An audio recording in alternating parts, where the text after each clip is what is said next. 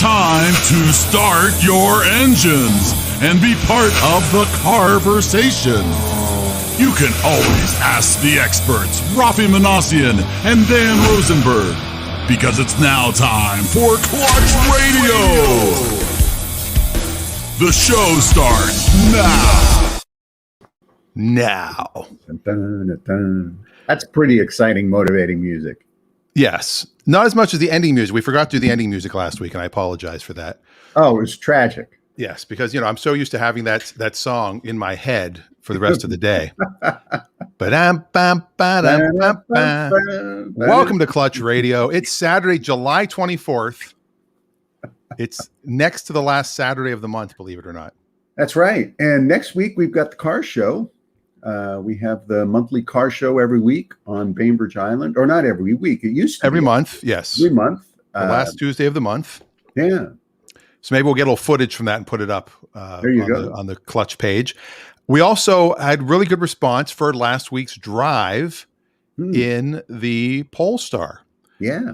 And I sent it to the people at Polestar and the manager of the store where I bought it down in Marin County in Northern California.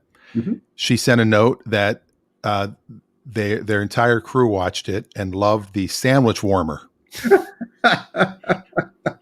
So who knows what will happen? It's all the head of sales also has it, so he hasn't watched it yet. But good. All right, we'll see what happens. Yeah, it was a lot of fun, and I think doing the show from the car is kind of fun too because it's spontaneous. Yeah, well, like this is so planned. But yes. The other thing is that some other people say, "What other cars can you do it from?" I'm like, well, we can do it from Raffi's Lexus, maybe. We could do it from my wife's car. There's a lot of cars we can do it from, but we also have this huge cars and coffee group. Yeah. That have some really amazing cars. Now, we don't obviously want to be comedians in cars getting coffee, but we won't get coffee. We'll just talk about the car. Sure. We could get coffee. Ourselves. We could get, well, you don't drink coffee though. You're a tea guy. That's true. I am a tea guy. We could do cars and car washes, and as a thank you to the people that we borrow the cars from, we could go to car washes.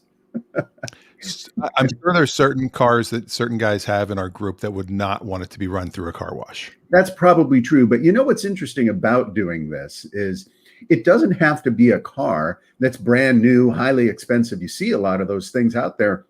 That's one of the challenges I have with a lot of these YouTube shows, which are great and very informative. But does anybody ever take out a 1992 Toyota Camry and speak about the merits of the 92 Camry as a used car? That's I think you may have something there. So something to think about. And we could even combine it with going to look at a car and then catching the owner off guard. Okay, thanks very much. Now we'd like to take you for a drive, and you're going to be live on Clutch Radio. That's actually funny. If somebody has a car that's out there for sale, and we just are like, let's take it. Jake does mention cars and coffee getting Skonuts. There you go. Which is what we did last week. We stopped at Jake's pickup. We got some Skonuts to benefit the Bainbridge football team. Jalapeno popper Skonut. Who would have thought? Oh, unbelievable. Amazing. Yeah. Unbelievable. So, if you have a car you'd like us to take a drive in, I mean, how about an 06 Accord hybrid and talk about the merits of 250,000 miles on that car? Yeah, absolutely. Or definitely a Saab. Yeah. A 2002 Saab. Maybe we'll do next week in that car. That's a great idea. And shift might be a little harder to do. No, it wouldn't be any harder to do. What am I saying? We could also change cars and go old school because I've got a few of those in the garage. That's true. Yeah. Although would we just sit in them, or would we throw a dealer plate on it and drive the thing? No, I could actually take it for a drive. Well, I think we should do that. All right. So I don't know if maybe we'll do the summer of cars and we'll just do this every Saturday. You tell us in the comments. It's your show, not our show. Yeah. It's the listener's show. This is why we actively plan these shows while we do the show. Yes, that's true. This is the inside baseball, as they say. Janice says we could use her truck and run a load of donations up to the border. She does a lot of donations for like fires and other various things. Yeah, we could That's a take her great truck. idea. That Yeah, would be a long show. it sure would.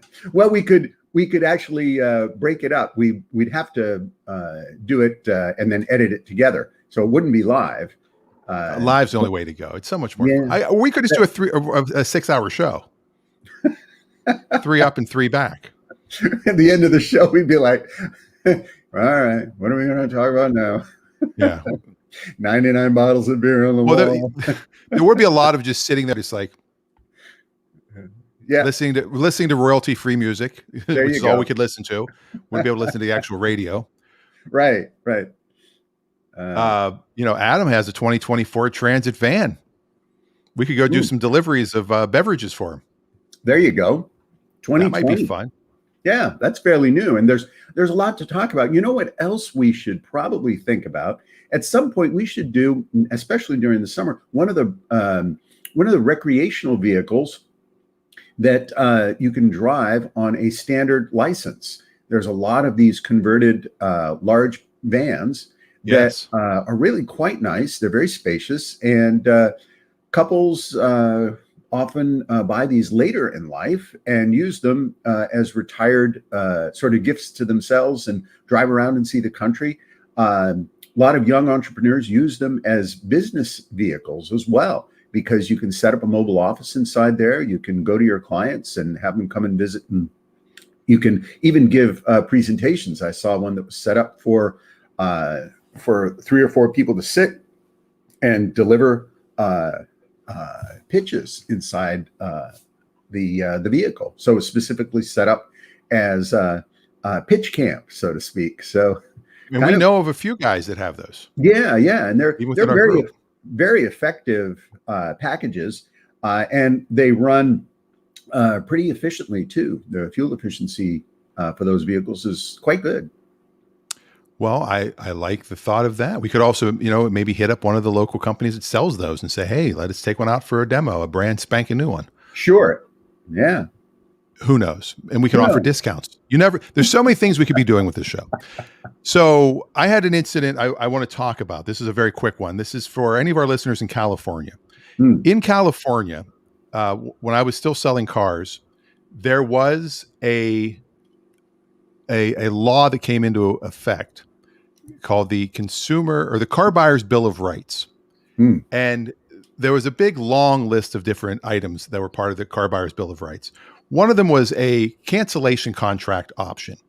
So if you go to buy a used car from a dealership, not private party, you go to buy a used car from a dealership, you can pay them a fee to give you the right to return your car within 48 hours for any reason. And they give you a full refund minus a restocking fee. So it could cost you up to $500 to do this. Now, when the law came out, we had to offer them to everybody, and nobody ever bought them because they're like, why would I waste potentially $200 up front and another $300 if I decide to return it if there's something really wrong with the car, the dealer's going to take it. If it's really something wrong, the dealer's going to take it back. Sure. Any respectable dealer would. You buy a car and all of a sudden, you find out the head gasket needs to be replaced. The dealer probably fix it for you, or they'll take the car back if it's a day or two later. If it's a month later, no, it's not going to happen. So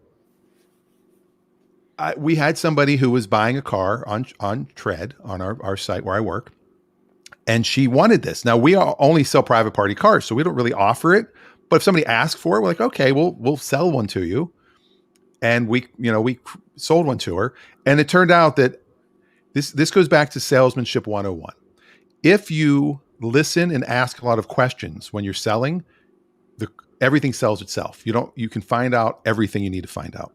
And that's why if I ever sold cars again, which I hope I don't, not that there's anything wrong with that, but it's hard work. Sales is very, very hard work. It is. And you're constantly having to meet the variety of needs. It's emotionally challenging. The pay is very challenging. It's sick, it's ups and downs and seasonal. And so.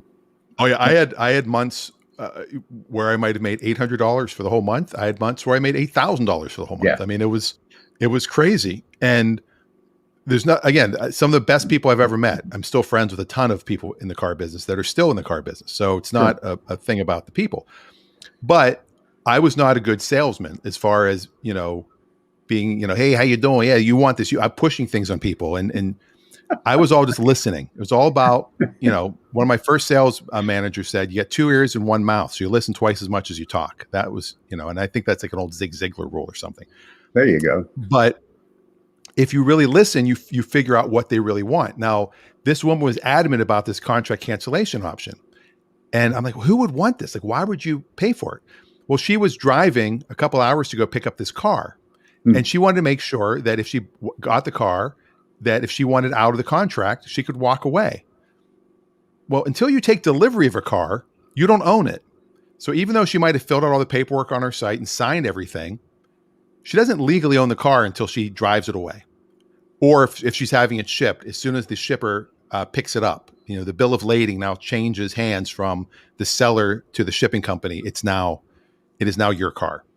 And that's one of the things that, so she didn't really need this. Like, we could have just said, no, we'll just cancel it. I mean, you don't have to pay the $150, but she was adamant. She wanted it in writing and she wanted to pay. So that's fine. But she was getting a Toyota. She's getting a good car. I don't know. So the point is, when you do go to buy a car, a lot of people have trepidations about certain things, and most of it isn't real, if that makes sense. Meaning, you haven't made a commitment to buy a car just by saying, I want to buy this car, or even by putting a down payment, or even by signing all the contracts at the dealership. You do not own the car yet. That's right. If you walk out to the parking lot and you see a huge scratch in the side, and mind you, you sign something that says, we owe is what it's called. It's if we owe you something. You sign it saying no other work promised, no other work intended. The car is as is. You walk out, there's a huge scratch. You haven't taken delivery yet until you are driving off the lot. As soon as you drive away, you now own the car. So do a final walk around. Make sure that you see everything. Everything looks perfect. Now, I had a dent in my Polestar that I didn't notice till 3 days later. And luckily, I took a picture of the Polestar right at the dealership before we left. And when I zoomed in, it was right on the roof rail. Really weird place to get a door ding. I don't know how a door ding would get up on the roof rail. I guess that's a roof rail ding, not a door ding. But I could see it in the picture. I sent it to them, and they're like, all right, go get it fixed. Send us the receipt. Now, I signed something that said, once I take delivery, I own it.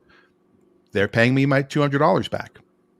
And the company that did it in Tacoma, you can't even tell it was ever there. It looks fantastic. They used the PDR probably. Yes. Because the first thing the guy did was put a magnet on. He goes, oh, good, it's not aluminum. Yeah. It's magnetic. We can fix this. And it took him about 2 hours, and he didn't have to drill a hole or anything. He just kept pulling it out and then tapping it back in, and then they buffed it out. And there was a little bit of buff marks on it, which I'm like, I'm going to get the car detailed soon anyway. And I was probably going to even have them do it when I get my windows tinted there. And he's like, no, hold on. And then his detail guy came out with a big, huge buffer, and he buffed the entire roof rail. Total customer service, which is another key to being a good salesperson, is 100% customer service. Like we just sold the Cadillac. Yes. Our little project car. Yeah. And the guy wanted new tires. He wanted the air conditioning to be upgraded. And I kept telling him, you really don't. You want to ship this. He was going to have somebody drive the car to Arizona. No, you want to ship this car. So now it's got brand new tires. He's going to do the air conditioning there because it's going to be cheaper for him to do it in Arizona, because there's probably an air conditioning repair shop every third. Like there's a Starbucks air conditioning repair shop. Starbucks air conditioning repair shop. Plus, if anything goes wrong, you've got the shop to go back to. And and that's a good thing to keep in mind whenever you have major work done on your car. You want to be sure that you can go back to that shop, unless you're on a long distance trip and you're hundreds of thousands of miles away from home and something goes wrong. You can have it done at a local shop while you wait, but always have major service done local to your residence. Yeah, and I've got to say, I filled the tank with super gas. Yeah, and it runs so much better when the tank is full in that car. Really? Like I guess maybe it's the weight of having a fill, because the tank was down to about a quarter tank. Got about 16 miles a gallon for the time we had it. That's not bad for that car. No, for a big V8 like that. Sure. but it is a fun car. And if another Cadillac Alante came around that we could also flip again, I probably would do it again. Hopefully, much lower miles this time. Well, with cars like that, they all come down to the condition. So if Yeah. they've been maintained and the condition of the vehicle overall is good, there's still lots of enjoyable miles left in a car. It can have 200, 250, 300,000 miles. The record mileage for an automobile is 3.2 million miles. That's Wow. for one car. And it was all driven by the same guy. And he set the record in his Volvo P1800 sports car, actually. And unfortunately, the gentleman, I believe, passed away a few years ago. And he not only set the record, he set multiple other records with that car because he completely devastated any previous long distance mileage records.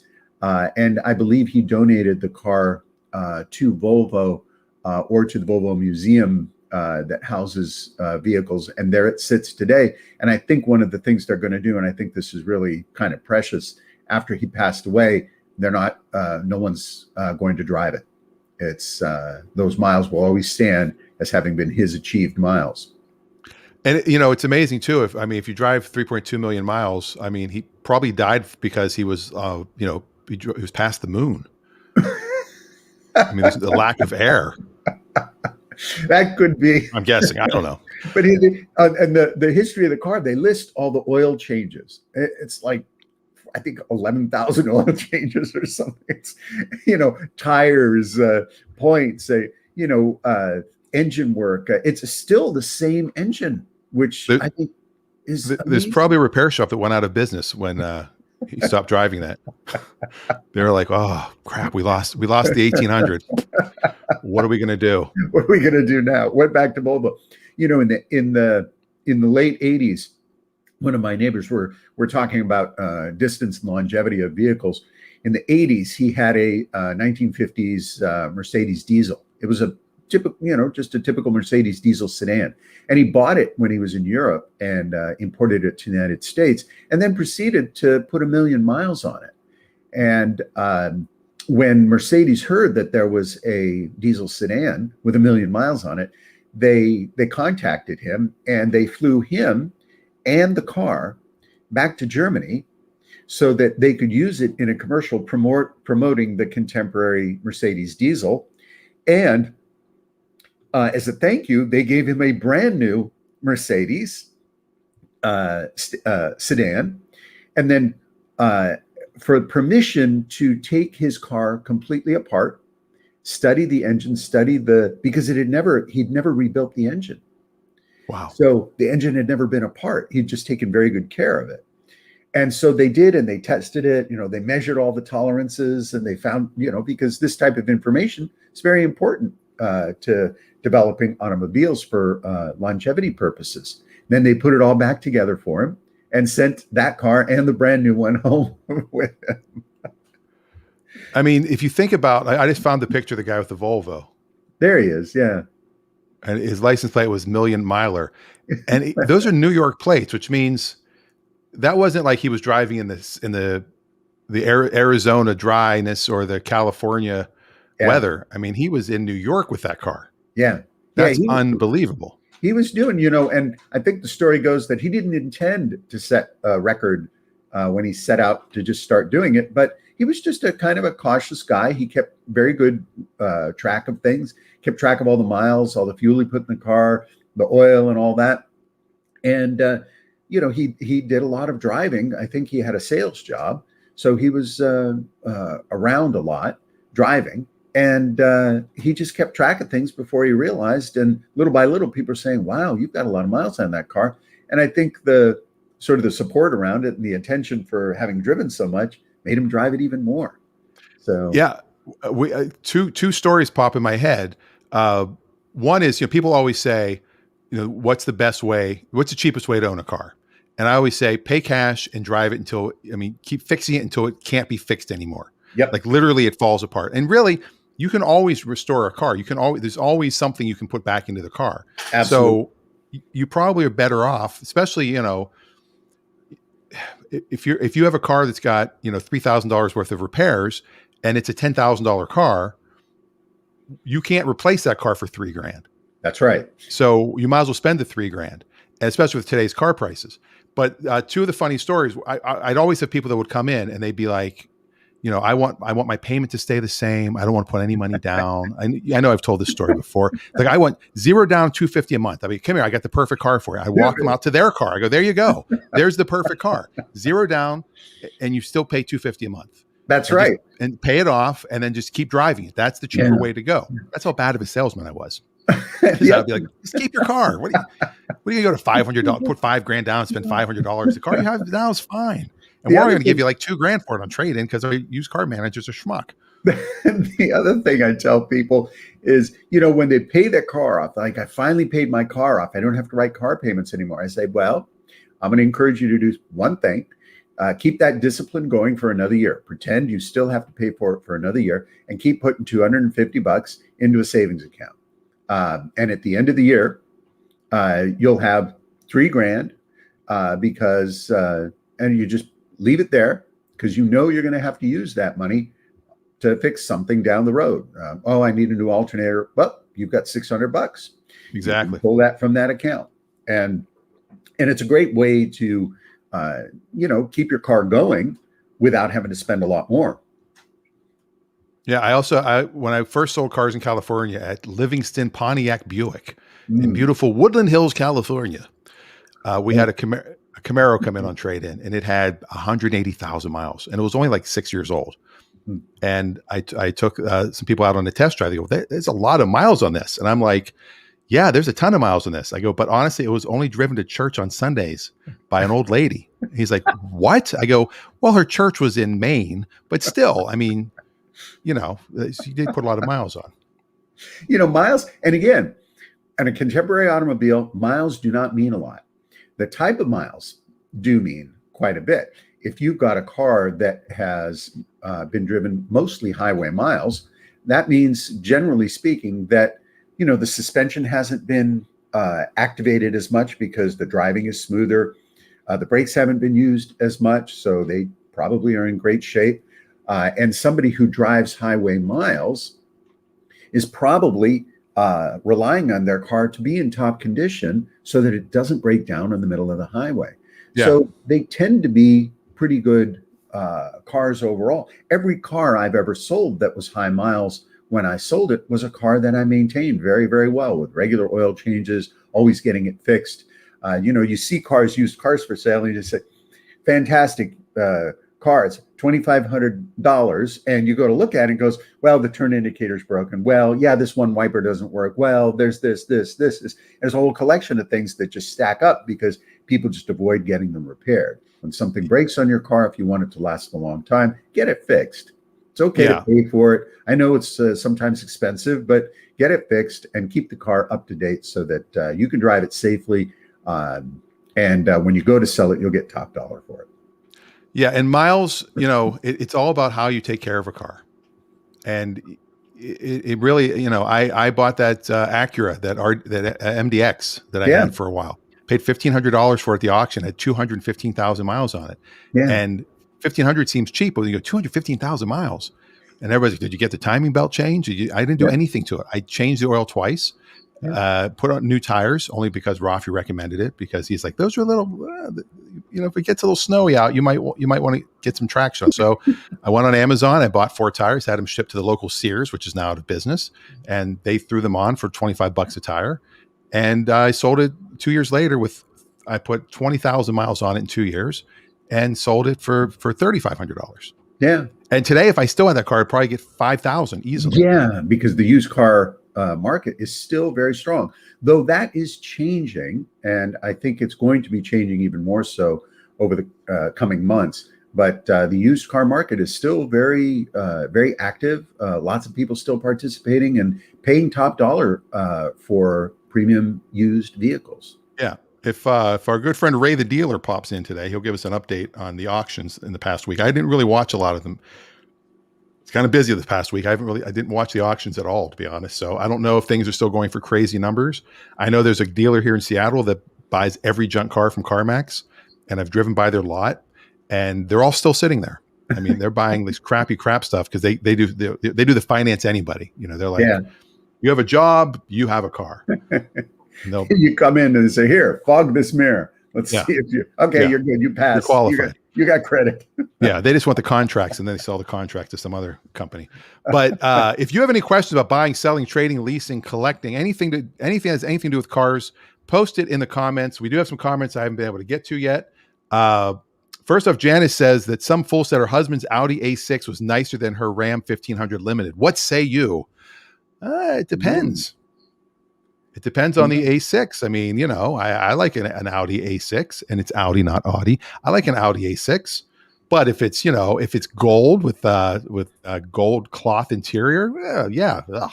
But if it's black with a red leather interior, that's a pretty hot car. White with a red leather interior. These are two very different automobiles. You're comparing the two. It's like saying, you know, what's the prettier bird, the egret or the sparrow? You know, they're. Oh, come on! Everybody knows it's the sparrow. Because the song says, "Keep your eye on the sparrow." I mean, that's the song from Beretta. There you go. Why would I bring up Beretta? Well, Chevy made a Beretta. That's right. See, it ties it all back into cars. All comes back to cars. Yes, I once rented a Beretta, and it came with Robert Blake. It was a passenger in the car. It included him. It was really cool. There you go. The two different cars, and you know, one is a truck built for completely different purposes. And the beauty of a truck is that it's durable. It gets a lot of things done that you can't get done with a regular car. So that's its own separate category of fantastic. And then the A6, great driving sedan, performance vehicle. You know, you can have a lot of fun in that car. They're not extremely expensive, so they keep up with a lot of premium vehicles. And you get fantastic engineering in that Audi A6 as well. So, which is the better looking car? You know, it depends on your purposes and what you hope to do with the car. Yeah, because that does change things. If you're comparing a Ram 1500 to a Silverado 1500, then you've got a conversation. Yeah. I mean, is the A6 nicer? It's a nicer sedan than your truck, and your truck is a nicer truck than the Audi A6. There you go. You're both pretty, okay? You're both pretty. and now hopefully we've kept that marriage together. Yes. Rich in the comments says he's enjoying the show. Well, thank you, Rich. Rich was in a show I did many years ago. I was in this Master Impersonator show, and he did a Doc Brown that was amazing, and a Bill Clinton, and we all did De Niro's together. It was really funny. And Simon Helberg from Big Bang Theory was in that show with us before he was famous. And he also liked the $250 a month, keep driving your current car. That was, you know, I'll probably put that in a script someday as a cold open for a show. But that is a true story that I saw a sales guy do, and we would do it all the time. I don't know where it originated, so I can't really give credit to anybody. It makes sense. I got the perfect car, 0 down, 250, perfect car for you. Perfect car. And then Janice, of course, says LOL. So when you look at, this is something that came up this week. A good friend of mine had asked me to take a look at two cars. And, you know, this Janice reminded me because of this comparison. Take a look at two cars and tell me which one would be the better car for his family.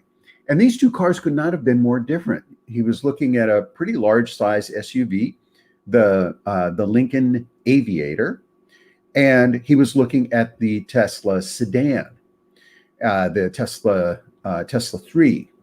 Right. And I pointed out to him that these two cars, they're radically different. And a lot depends on what you want to do and what your overall family driving conditions are. And what was interesting about the conversation wasn't that it turned into an automobile conversation as much as it did turn into a conversation about what your family use for a vehicle is. And this is kind of interesting because most people don't keep track of how they use their car. So when they go to buy a car, they forget how frequently they use it to go to such and such, or to deliver something, or to put together this and take care of that. And instead, they just go to get a new car and they struggle with trying to figure out whether or not it meets their needs. And they usually fall in line with what the salesman will tell them. This is a really good car for this, this, and this. And they end up with a car that doesn't completely suit their needs.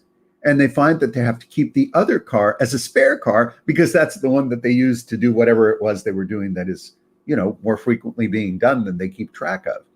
So before you go buy a new car, do some thinking, take some notes, jot down some details about how you're using your car. How frequently does your son come back from where he's living and hop into that car and go use it for something that he needs to use it for? How frequently are you loading up and picking friends up at the airport and needing lots of luggage space plus room for 4? Those kinds of things important to figure out as you go look for either a new or used car. Yeah, and we had, and again, I know after a year and a half of shows, I'm sure I've told the stories, most of my stories. I'm probably out of stories at this point, but my wife got an Audi A7 because it had the third row. Yeah, and I'm like, what do we need a third row for? And my son was like, oh, I really think we should get a third row, and he was all into it. And finally, he told us why. It's because when he's sitting in the middle row, now he's like in business class.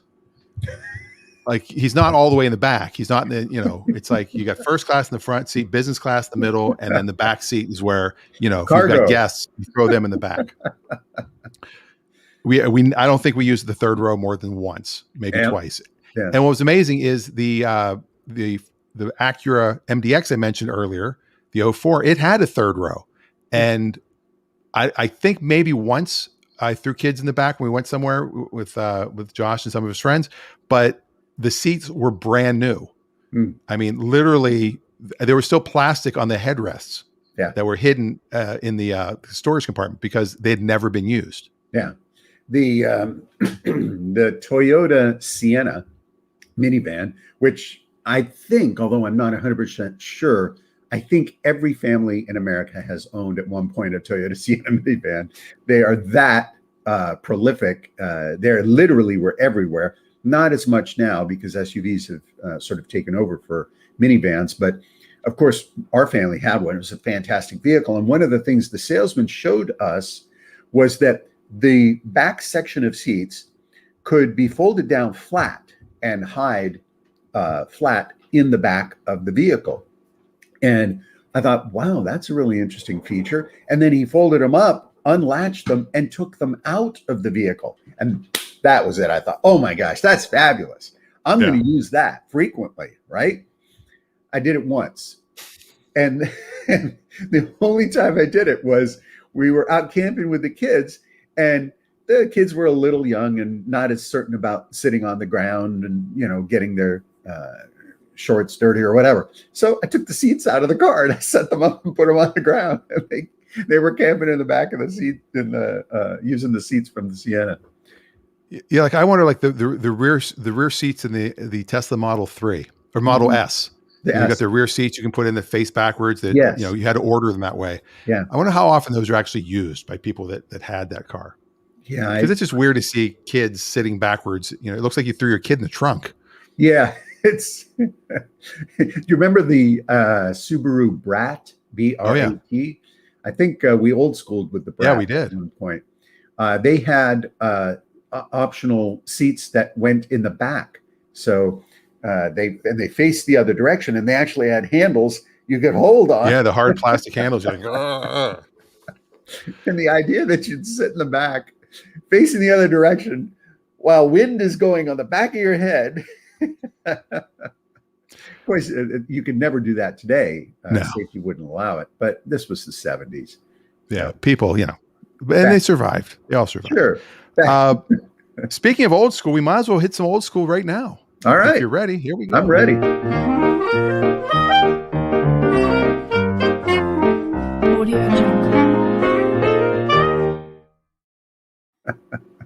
I love that. Yeah, me too. So today's old school, we try and mix it up a little, do things a little bit differently. And this one's going to be a little bit on the higher price end, and that's okay. In the early 50s, a company well known to lots of people, Porsche, designed and developed the 356. Now, the Porsche 356 came in lots of different body styles and a big range. But by the 60s, mid 60s, 1965, 66, the design was a little dated. So Porsche embarked on the development of the Porsche 911. The 911 has become, of course, an iconic sports car, and it has evolved over the years, but the basic design has not changed dramatically. Now, what's interesting about the 911 design is what set it apart from the earlier 356 was Porsche was going to use their six-cylinder engine. Both the four-cylinder and six-cylinder were air-cooled engines instead of water-cooled engines. And this was a big deal for Porsche moving ahead to the six-cylinder platform. The problem was that the new design, while fabulous in the 911 iteration, was a bit more expensive, and Porsche was concerned they were going to lose a great deal of their market share. So they birthed one of the most important Porsches in the history of Porsche, the 912 Porsche. Now, the 912 Porsche, which is our old school today, is essentially the same as a 911 Porsche, but it houses the four-cylinder engine, the 1600cc four-cylinder engine that had been so important to the development of Porsche in their history of automobiles. And you can see the example Dan's just pulled up is a 912. That's probably a 68 or 69 912 Porsche, and looks almost identical to the 911. The only difference would be minor cosmetic details, but that four-cylinder engine. Now, the advantage to the 912, and this is kind of the dirty little secret of Porsche ownership, because 911 Porsche owners tend to sort of say, well, the 912 was only a four-cylinder. The six-cylinder 911 was a heavier engine. Now, being rear-engined, when you drive that car, you really have to be careful, because that engine will put power to the rear of the car, and it can get away from you very, very quickly, to where if you're inexperienced driving, it will flip all the way around. Now, the 912 four-cylinder powered Porsche had much better balance in the overall chassis design and power. So what you were able to do, if you were clever enough, you could hop up a 912 Porsche with a slightly different cam, twin Weber carburetors, and you could compete with a six-cylinder Porsche very, very handily. Now, a 912 Porsche Coupe, which is like the one Dan is showing here, these you can get still today that need work. They're going to need some restoration work, but they're still going to be starting running, driving in the $25,000 to $35,000 range.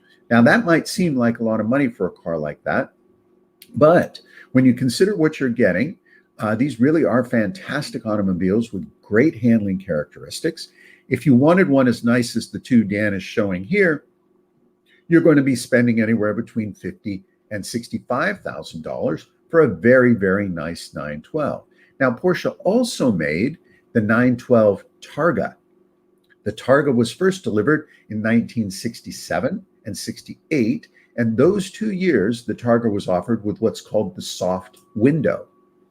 The soft window Targa could be unzipped in the back, dropped down, the roof was removable, and you would effectively have an open or convertible car with the wraparound Targa bar. Now, a 912 Targa soft window has become one of the most sought after vehicles in the collector community. There it is. You can see the soft window around the perimeter there. And the Targa roof is removed. The earlier Targa roofs could be collapsed and stowed up in front. So these cars, fully restored and in beautiful condition, will fetch anywhere between $80,000 and $120,000. Now, we're talking about a car that is essentially like new. When you see them, everything will have been redone. Very important on Porsches, whether they're 912s or 911s, always check the engine number and the serial number or sequence number on the vehicle. These are very important to collectors. If your engine matches the serial number of your car, meaning not that the numbers are in the same sequence, but they are part of the production sequence line, then you've got a vehicle that you know is original. These are gorgeous cars. I mean, the 12, I never really understood the 12 versus the 11. I mean, I knew one was 4, but I always got the 914 mixed up. I was Yeah. expecting to see that weird boxy little car that they did. And the 914 is a whole other story. We could continue old schooling and talk about Porsches, but the 914 was a very important production car for Porsche. Interesting story with that as well. But the 914 came with the 4-cylinder 2-liter engine, and also came with a 6-cylinder engine. And a 914.6 will be anywhere from double to sometimes triple the price because of that 6-cylinder engine. Now, this is a 912, and this particular car looks like it's in great condition. It has the ventilated chrome wheels. It has, looks like the side markers, it might be a 69. It's got the overrider bumpers. 67, actually. Oh, that's a 67. Okay. That's a very early one. That's one of the earliest ones. Looks like the restoration is very nice. Looks like the interior maybe partly original, maybe redone. There you go. Looks like it could be original and needs to be redone. Yeah. And, interior and cosmetic work for Porsches, it's not outrageously expensive. You can see this one looks like it has aftermarket Weber carburetors as well. Weber's, I don't believe, were originally on the car. Those were probably added. The original equipment were Solex. These look like the receipts for the car. So lots of work done. That over the years, lots of work has been done on the car. My guess is if this is a nice original car, and if it's original paint, original interior, all of that, this could be a $60,000 to $70,000 car. All right. Well, let's do this real quick. Hold on a second. Let's try to stump Raffi. And now it's time to stump Raffi. All right. So you said how much? If I'm going to guess the price for this car, I would like to have a little more information, but without more information, I'm going to say that unless this is a 100% original car, original paint, original interior, one owner type thing. All right, well, let me give you a little more info first. Okay. All right. So it's a 67 912 coupe, as some people say. Sand beige, original tool, roll, and jack. It's a Northwest car, extensive records back to 1973. Okay. The engine was rebuilt in 1992 at 69,000 miles. Now they're around 93,000 miles on the odometer. Okay. It's back into driving shape after a long-term storage. Carbs distributor clean, new battery, new brakes all around, including updated master cylinder, disc, calipers, and pads, rebuilt shift bushings, rebuilt pedal box. Starts up, runs and drives okay. Good clutch, steering, brakes, could still use some sorting. Idle is a little high and slow to come down. Body presents well, but rockers on both sides are dented. Floor pans have a little bit of rust, particularly passenger side and rear footwell. Fair value, they say. So, okay, rocker panel dents is a kind of a problem because that means that the car may have bottomed out. Rocker panel dents are one of the worst things that you can get on a car because the repair work is going to be extensive. If there is rocker panel, if the metal has opened, that's also very bad because it means that water over the years has collected up in there and there's going to be rust in the rockers. And rusted rockers, those are problematic because it means the car has to be rotisseried. And that's a great band, by the way. If you want to see the Rusted Rockers, they're performing nightly at Joe's Rocker Shack. Okay, there you Rockers. Go. Thank you. Sounds like a band, right? The Rusted Rockers. Yeah, Rusted Rockers is a great band name. So I'm going to guess that I think a fair price for this car because of the work would be $46,000. And that's where I'm going to be. You ready? Yeah. Wow. $28,000. That's actually a pretty good buy, unless this thing is really hurting somewhere that they're not explaining. 28 grand is a good buy. That's a car that I would consider buying. Yeah, because I mean, you sort it out a little bit and you get it over to bring a trailer, you might make a few bucks. Yeah, that's let me put it this way. It is visually quite Oh, good. yeah. Um, and yeah, that's a car that, and look, if you bought it and did a complete restoration, you'd spend uh, probably 40 to 50 on it to do a really good restoration. Not a show-winning restoration, but one you could drive and enjoy. They didn't mention if it was the original engine and gearbox, but that would be important. But while you're doing all that, the problem is you'd just go ahead and do everything. And so 28 is a pretty good price. That's tempting, and it's local. Yeah, it's here in Seattle, Hmm. and it is. I would think that the engine might be original just because it was rebuilt at 69,000 miles. I Yeah, mean, and they have receipts going back to 73. So typically, you would think from 67 to 73, they would not have put in a new engine. that's probably the case. But when they say that the engine was rebuilt, sometimes these engines come out, and Porsche engines are built with a series of cases, cast alloy cases that come together and build the block, so to speak. So when they say the engine was rebuilt, they could have removed the engine and found that the cases weren't quite good enough. Maybe there was some warpage or some damage, or if the car had bottomed out, it might have bumped something and cracked one of the casings. And so they just get to heck with it. Let's just find another motor. And they found another motor and they rebuilt it with different cylinders, different liners, different everything, and put it all back together. And back then, of course, nobody cared. Right. They just wanted their car to run. So that's entirely possible. But 28 grand is not bad.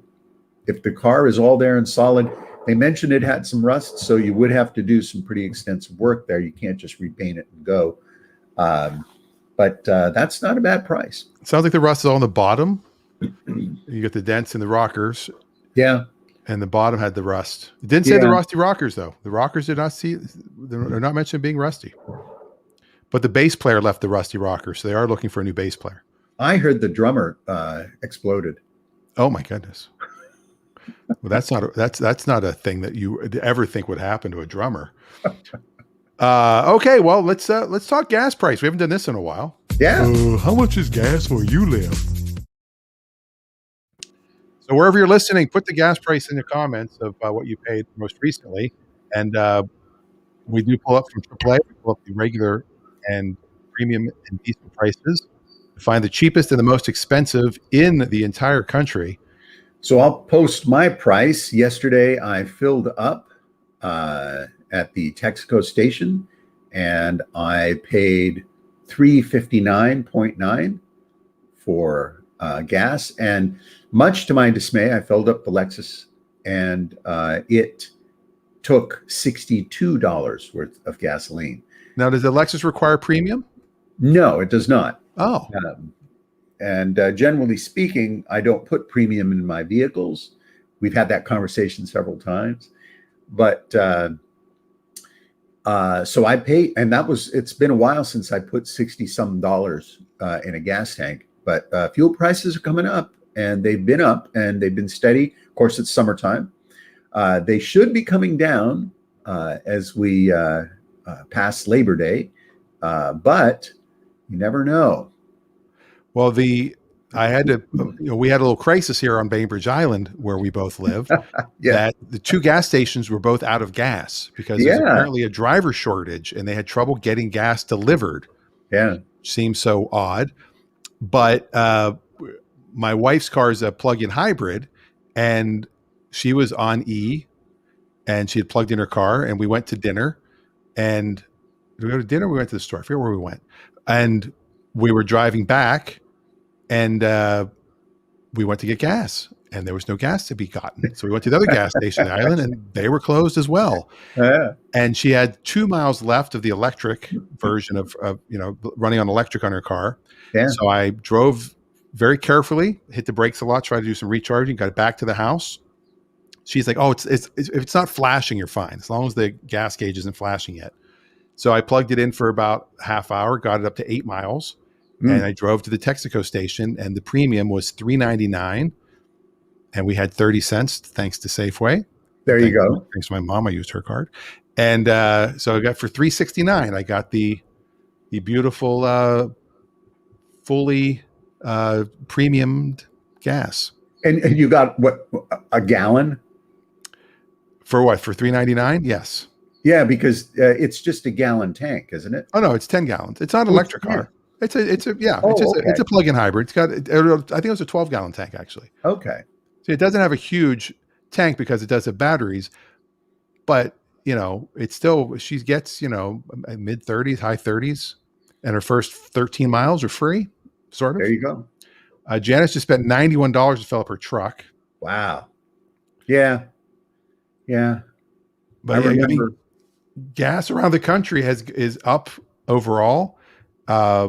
Actually, right now it's even. Yesterday did not go up from yesterday to today, but I'm guessing you can guess who has the cheapest of each gas. Let's go the cheapest premium this time because that's a little different than usual. Cheapest premium. Cheapest premium.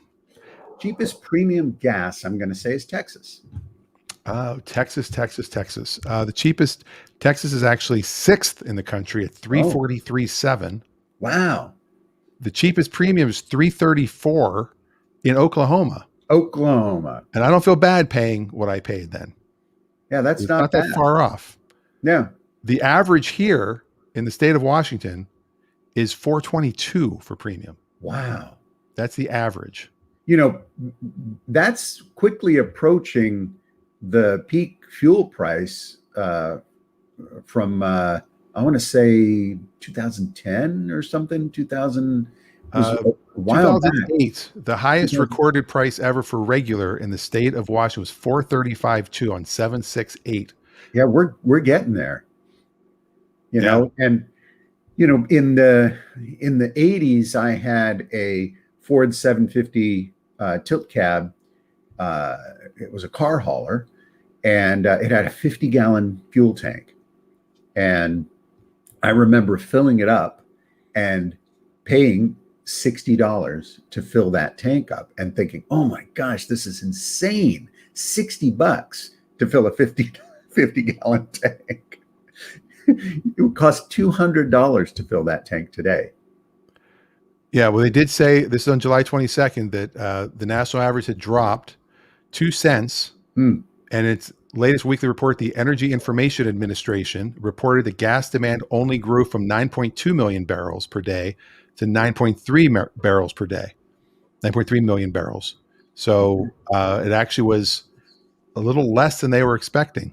Interesting. As far as demand. So we'll see what happens. It's, Yeah, well, and I think a lot of people are out there driving, and I think, with COVID restrictions changing, it's difficult to tell whether or not we're going to be in a hunker down period in a couple months from now, after the summer ends and flu season starts again. And who knows what's going to happen with the Delta variant, but I'm sure Delta Airlines is not happy about that. Corona beer, Delta Airlines.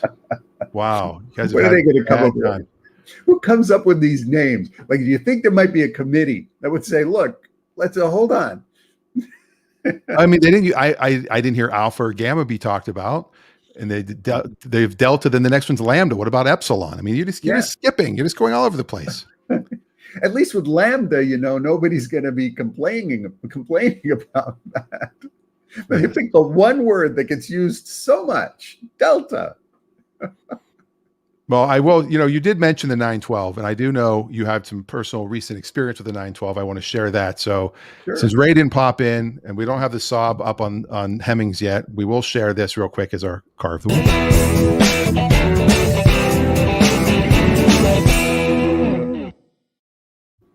All right. So our car of the week is a 1968 912 soft window. There it is. That beauty. That's here on Bainbridge Island. Raffi is helping the seller sell it. Yep. And it is a gorgeous, gorgeous car. The restoration on this car is absolutely top of the line. Every aspect of this car has been done. The person who did the work was a Porsche specialist. He was hired actually by Volkswagen to train people to work and do the body work and development for vehicles that came into various showrooms and places that might have been the vehicles might have been delivered damaged, or early cars were damaged. Every aspect of this car has been fully restored. It's top shelf in every way, fully documented. That's the Porsche Cardex, which documents it. There's the car fully stripped. During the restoration, it went down to bare metal. The owner is also the restorer, and he's the fourth owner of the vehicle. It comes with spare parts, things that he's acquired during the restoration. Every aspect of this car is absolutely stunning. Wow. Leaf green is the color, which is really quite nice. And it is a very, very rare car. It is a North America import soft window 68. And it's believed that only fewer than 300 were brought into North America in 1968 with the Targa configuration. So unbelievable. And so many pictures. Yeah, I took 300 and some photos to fully document and show the magnificence of this car. It was just every detail was, there it is on the rotisserie, beautifully done. What's interesting about cars like this is you see them oftentimes looking very nice, nicely painted, nicely reupholstered, but to find one that has been fully redone by an absolute expert in fabulous colors, and has a couple of rare options, of course, the Targa being the body style option that is the most rare of the 912 series. But this has a original Porsche wooden steering wheel, which is very, very rare. It also has Weber carburetors, which was an upgrade, but the car runs beautifully. I drove this car and was so impressed with how well it handled, how well it sounded. Every aspect of it is completely top shelf. And the auction will run for a week. And I believe the current bidding is probably around 47,000. Yeah, like right off the bat, like as soon as this was posted, it was like boom, 47.5. Like somebody, yeah, and that's cheap. Yes, it is cheap. You couldn't duplicate this car for that number. It's going to do substantially higher than that, of course, and I think that's obvious to anybody who sees it. And there are the tools. The tools are very, very important in cars like this. The tools and tool roll. That's the original jack. That's the original fuses that came with the car. The Odens. Yeah, and all the there's a little tire pressure gauge. There's the original owner's manual. So it's really a very, very well done, well put together car. All of the numbers are correct for that car. The VIN number, the engine number, restoration records. It's really quite a fantastic example of an early Porsche and the 912 series. Wow. Yeah. Beautiful car. So gorgeous. Yes. Yeah. And that color, it changes in different lighting. As you can see, some of the indoor lighting is a little more green, outdoor with the bright blue sky. It's a completely different look. And so there you go. Look at this one comment. In a world, this sounds like something like a movie. In a world where the odds of achieving perfection are slim to zero, leaf green paint on this car has defied those odds. There you Bravo. Tiger 66. Yeah, there you go. Yes. And as always, Raffi has tons of comments. Yep. Yeah, I like the one by Lord Balfour. If you scroll back up, you can read that one.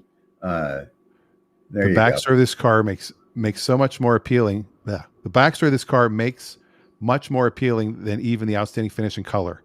Oh, color. This is a fancy guy. The owner obviously is highly skilled and experienced. It shows in every detail. Fairly rare model that's better than new. Record setter. What is the record for a car like this? Do you know? In public sale, like in a public auction form, I think the record is 110. Yeah, it's going to beat that. And there's, if this was a 911 with the 6-cylinder, the 911 soft window Targa, it would be probably a $200,000 car. If it was the 911S soft window, it would be a $350,000 car. Wow. So these are very, very rare cars, highly desirable. and everything works on this car. I did the driving video for it, and the owner insisted that he run the windshield wipers and the windshield washer. So, but it's so beautifully done. And there he sprayed the water on the windshield, and then we had to wipe it all up, clean it all up. So yes, and Ray just tuned in and asked if we can go 2 hours today. Sorry, Ray, but you can. As soon as the show's over, it'll be reloaded up on Facebook. You can watch it from the beginning, and we'll get your input next week when we talk about the auctions and what's going on. But this week it's 11 o'clock. How did that happen again? There you go. So thank you for watching. If you're listening to the podcast, thank you for listening. You can see us live every Saturday morning. In August, you're going to Pebble Beach, I heard. That is correct. I have been selected. The white smoke appeared above the chimney in Pebble Beach, California, and the decision was made. And I've been selected to be a judge at Pebble Beach. It'll be the third time I will be judging. So it's a big honor. I'm very excited about it. And I will be judging on Sunday. I believe that's the 15th. Right. I'm actually flying to California that day, but not there. I'm going further south. When are you leaving for that? I actually will leave Friday. So that Saturday, we'll have to post the best of Clutch Radio or a previous show, or just pass. You can't do live from Pebble Beach? You're in a hotel room?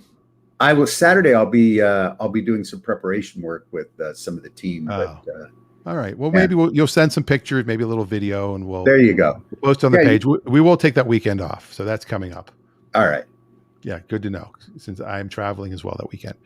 All right. Well, that's the show. Thank you for watching. Thank you for listening. This has been Clutch Radio. I've been Dan, and I've been Raffi.